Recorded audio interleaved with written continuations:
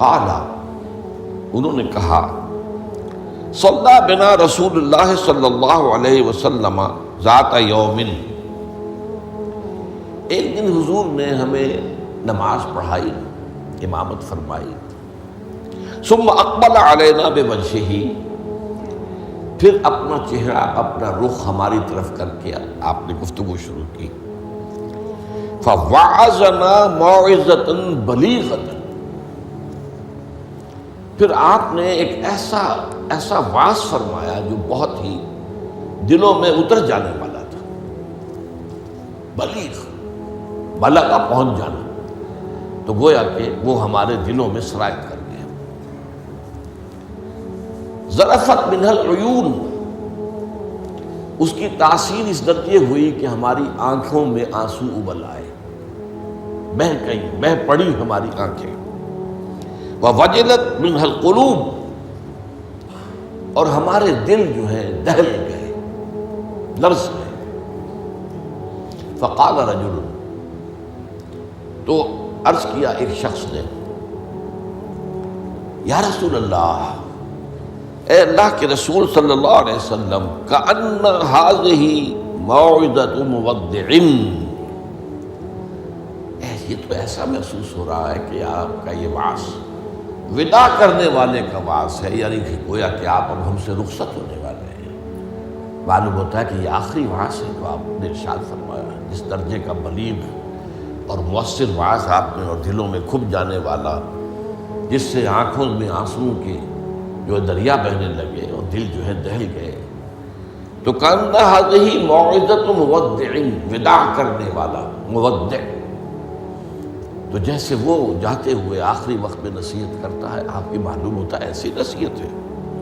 فأوصنا، تو ہمیں ذرا مزید وصیت فرمائیے کہ آپ ہمیں کیا تاکید کر رہے ہیں، اگر یہ واقعی آپ کا اس دنیا سے رخصتی کا وقت قریب آ گیا ہے تو پھر ہمیں وہ باتیں بتائیے کہ جن کی ہمیں سب سے زیادہ ضرورت ہوگی۔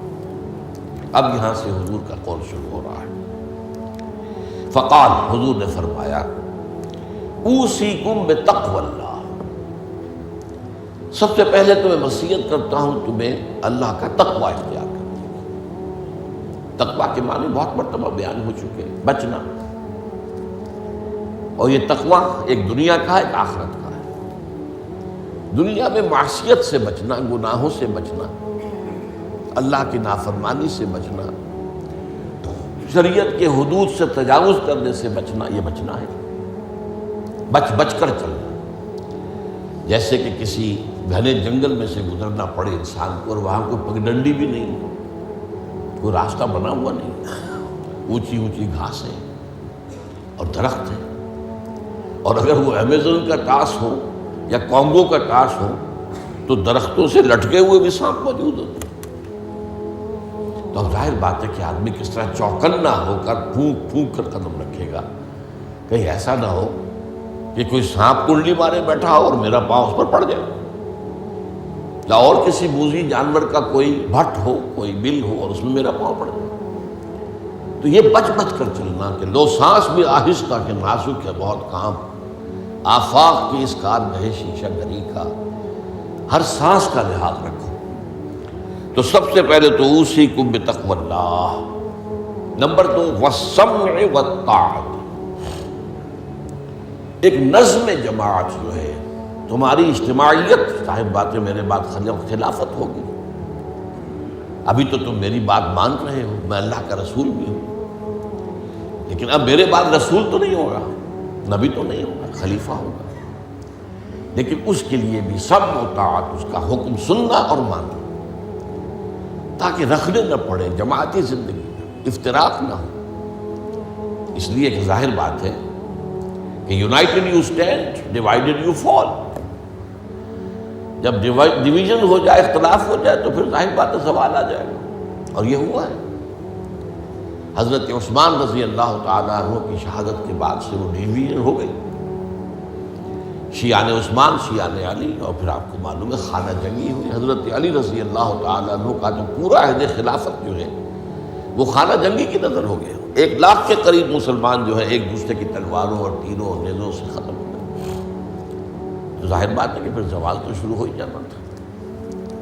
فرمایا والسمع والطاعۃ وإن كان عبدا حبشیا، خواہ تمہارا خلیفہ تمہارا امام چاہے ایک حبشی غلام ہو، یہ نہ سمجھنا کہ تم برتر ہو، اعلیٰ ہو، وہ ادنا ہے، وہ گھٹیا ہے، نہیں، حبشی غلام بھی ہو تو فَإِنَّهُ مَن يَعْشُ مِنكُم بَعْدِي فَسَيَرَىٰ اخْتِلَافًا كَثِيرًا، اس لیے کہ تم میں سے جو بھی میرے بعد زندہ رہے گا وہ بہت کثرت کے ساتھ اختلاف دیکھے گا کہ مسلمانوں میں اختلاف ہو جائے۔ اختلاف تو حضرت ابوبکر کے زمانے بھی ہوا، بس بات ہو گئی، اختلاف رائے ہو گیا، پھر فیصلہ ہو گیا، پھر سب عمل کر رہے ہیں۔ ایسا تو کبھی ہو ہی نہیں سکتا انسانی معاملات میں کہ اختلاف نہ ہو، لیکن اختلاف میں شدت ہو جائے، میری بات لازماً مانی جائے، یہ وہ چیز ہے ایجاب کل ذی رائے برائے ہی، کہ ہر شخص جو صاحب رائے ہے وہ اپنی رائے پہ اڑ جائے اور اسی کو اچھا سمجھے، تو پھر جماعت کیسے چلے گی؟ جماعت میں تو ظاہر بات ہے کہ کثر و انکسار کرنا پڑتا ہے، اپنی رائے کو پیچھے ڈالنا پڑتا ہے، امیر کی رائے کو ماننا پڑتا ہے۔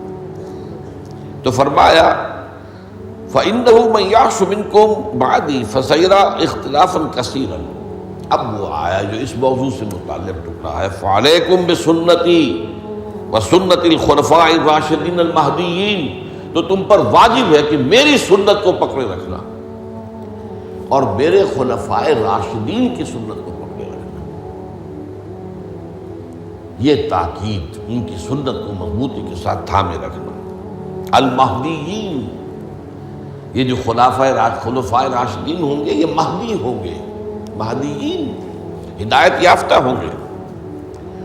تمسکوها وعضوها بالنواجذ، دیکھو میری سنت کو اور میرے خلفائے راشدین کی سنت کو اپنے دانتوں سے پکڑ کر رکھو۔ یہ کچلیوں کے دانت جو ہوتے ہیں کسی شے کو پکڑنے کے لیے، درندوں میں آپ کو معلوم ہے یہ لمبی ہوتی ہیں کچلیاں، یہ چونکہ زندہ گوشت کو پھاڑنا ہوتا ہے، زندہ جانور کو یہ کچلیاں ہی ہوتی ہیں جو ان کو پھاڑتی ہیں، یہ آگے کے دانت کی کام نہیں کر سکتے۔ ہمارے ہاں چونکہ اب انسان جو ہے کچا گوشت نہیں کھاتا تو کچلیوں کی اتنی ضرورت نہیں ہے، تو چھوٹی رہنی ہے، نشان تو ہے۔ تو فرمایا عضوا علیہا بالنواجذ، اپنی کچلیوں سے، دانتوں سے اسے پکڑ لو۔ وَإِيَّاكُمْ وَالْمُحْدَثَاتِ الْأُمُورِ، اور دیکھو ہرگز نئے پیدا ہونے والے معاملات کی پیروی نہ کرنا، یہ بدعت ہے۔ میں پچھلی مرتبہ بیان کر چکا ہوں، بدعت اور محدثہ، بدعہ محدثہ یہ ہم معنی الفاظ ہیں۔ وَإِيَّاكُمْ وَالْمُحْدَثَاتِ الْأُمُورِ فَإِنَّ كُلَّ مُحْدَثَةٍ بِدْعَةٌ وَكُلَّ بِدْعَةٍ ضَلَالَةٌ، اس لیے کہ ہر نئی پیدا شدہ چیز بدعت ہے اور ہر بدعت گمراہی ہے۔ میں نے اس اعتبار سے آپ کو یاد ہوگا کہ بدعت کے جو اسباب پیدا ہیں وہ بھی کل پچھلی مرتبہ بیان کیے تھے۔ بدعت کا ایک سبب یہ ہوتا ہے کہ جب دین کا ہماگیر تصور سامنے نہیں رہتا، دین کے ہماگیر تصور میں عبادات بھی ہیں، معاملات بھی ہیں، اور معاملات کی اہمیت زیادہ ہے، معاملات کی کوتاہی کو اللہ معاف نہیں کرے گا، عبادات کی کوتاہی کو اللہ معاف کر دے گا، وہ تو اللہ کے لیے ہے نا، تو اللہ تعالیٰ تو بہت معاف فرمانے والا ہے۔ یہ انسانوں کا حق اللہ کیسے معاف کرے گا؟ آپ نے کسی کا حق مارا ہے تو اس کا حساب کتاب تو ہو کر رہے گا، یا تو آپ کے کچھ برے اعمال، اس کے کچھ برے اعمال، گناہ آپ کے حساب میں آئیں گے، اور یا آپ کی کچھ نیکیاں ہوں گی تو وہ دے دی جائیں گی اس کو جس کا کہ حق آپ نے مارا، وہ گیو اینڈ ٹیک وہاں ہوگا، کریڈٹ ڈسکریڈٹ جو ہے وہ ہوگا، کریڈٹ اور ڈیبٹ وہ ہو کر رہے گی۔ اب تیسری چیز اور ہے، عبادات، معاملات، اور سب سے اوپر اللہ کے دین کو غالب کرنے کی جد و جہد۔ یہ ہم نے حضرت معاذ کی حدیث میں پڑھا ہے، وَضَرْبَتِ السَّلَامُ مِنْ الْجِهَادُ فِي سَبِيلِ اللَّهِ۔ اسلام ایک درخت کے مانند ہم نے دیکھا، وہاں حضور نے مثال دی، اس کی جڑ ہے وہ تو ہے شہادت لا الہ الا اللہ وان محمد رسول اللہ، ایک تنا ہے اقام الصلاۃ و ایتاء الزکوٰۃ و ضربۃ السلام منہ، اور آپ کو معلوم ہے کہ اصل جو درخت سے مطلوب ہوتا ہے وہ تو اوپر ہوتا ہے۔ ٹھیک ہے، بعض درختوں کی لکڑیاں بھی کام میں آ جاتی ہیں، جلا کے بھی لیتے ہیں یا وہ اس سے فرنیچر بن جاتا ہے، لیکن اصل جو ہے پودا لگایا ہے تو پھول کے لیے، پودا لگا درخت لگایا تو آم کے لیے، وہ کہاں ہوتا ہے؟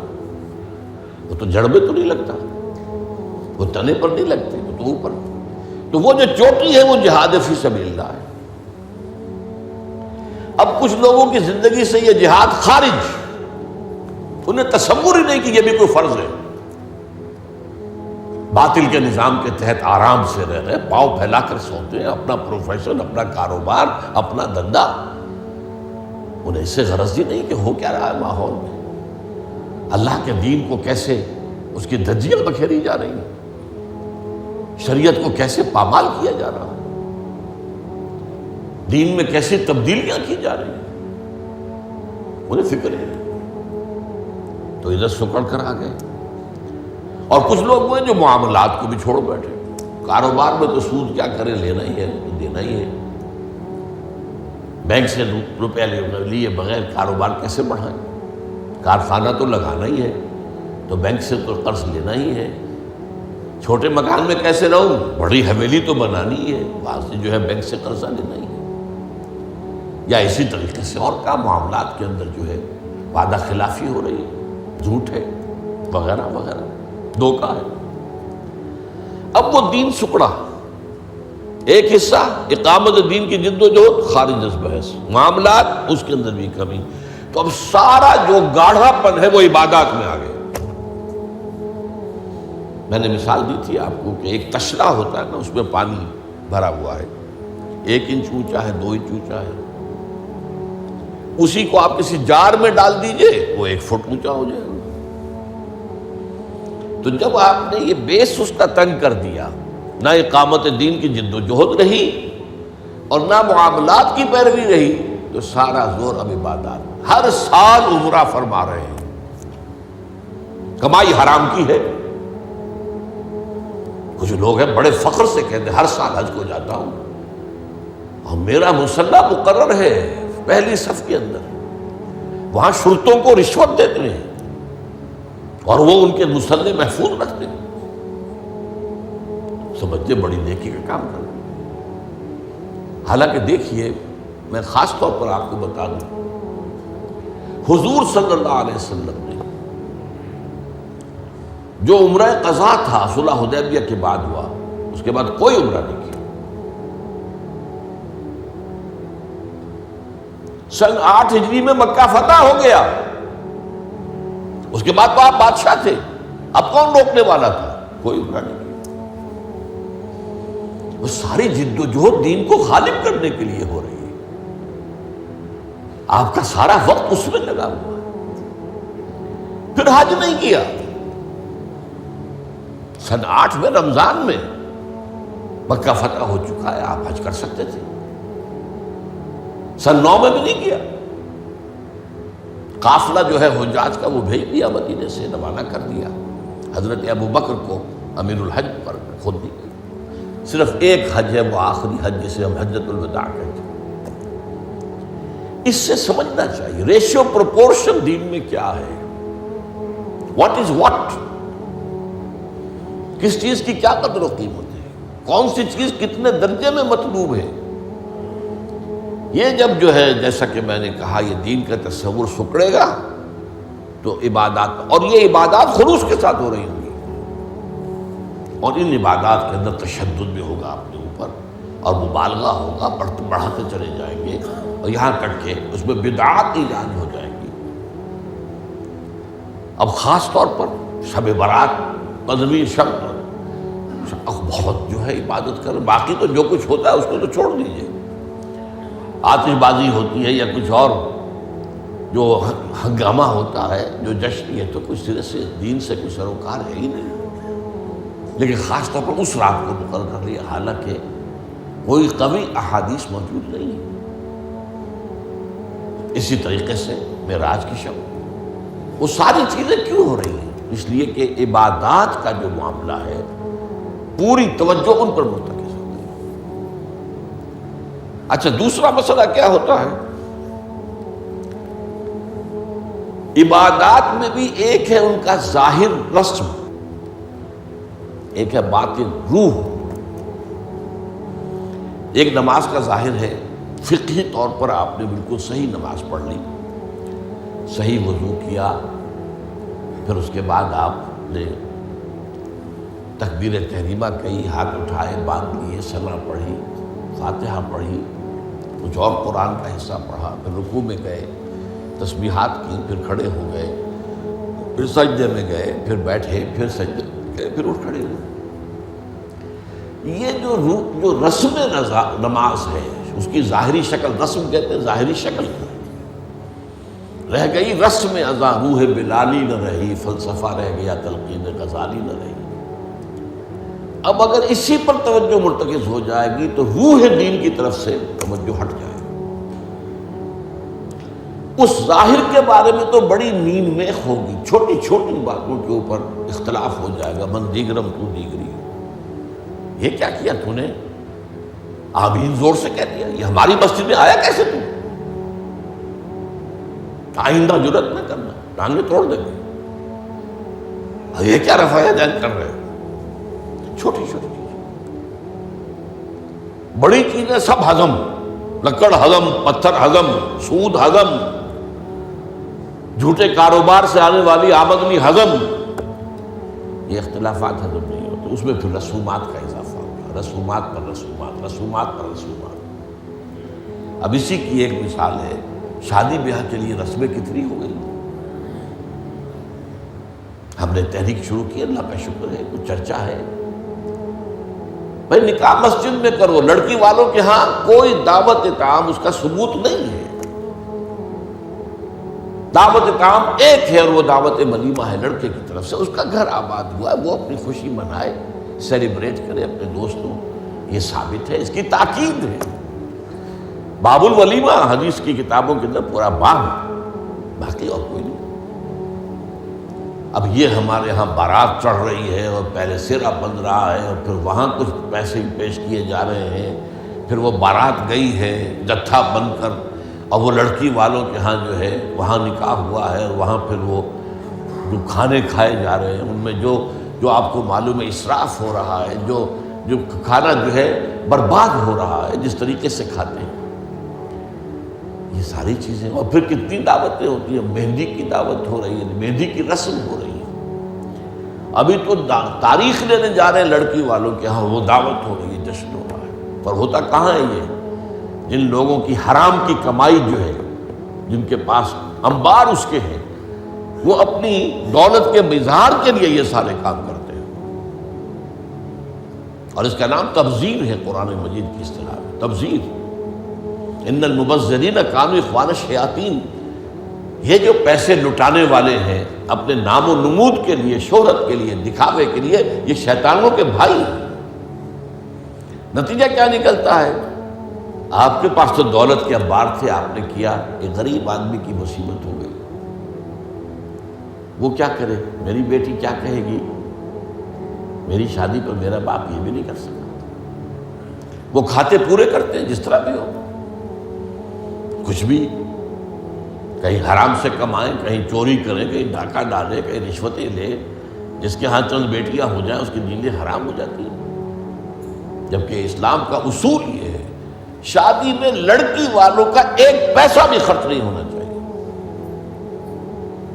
مہر لڑکا دے گا، محفل نکاح میں چھوارے لائے یا کچھ اور لائے، ٹافیاں لائے، کچھ آئے، منہ میٹھا کرانے کے لیے لڑکا لائے گا، ولیمہ لڑکا کرے گا، لڑکی والوں کو تو خرچ ہی نہیں، نہ جہیز کا کوئی تصور اسلام میں۔ لیکن ہمارے یہاں سارا معاملہ الٹا ہے۔ تو یہ ہے اصل میں جو اسباب ہوتے ہیں۔ اس میں میں نے ایک چیز آپ کو اور بتائی تھی، جہاں کوئی بدعت آئے گی وہاں سے کوئی سنت غائب ہو جائے گی۔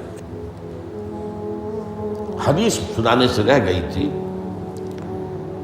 ما احدث قوم بدعۃ الا رفع مثلها من السنت، رواہ احمد رحمہ اللہ۔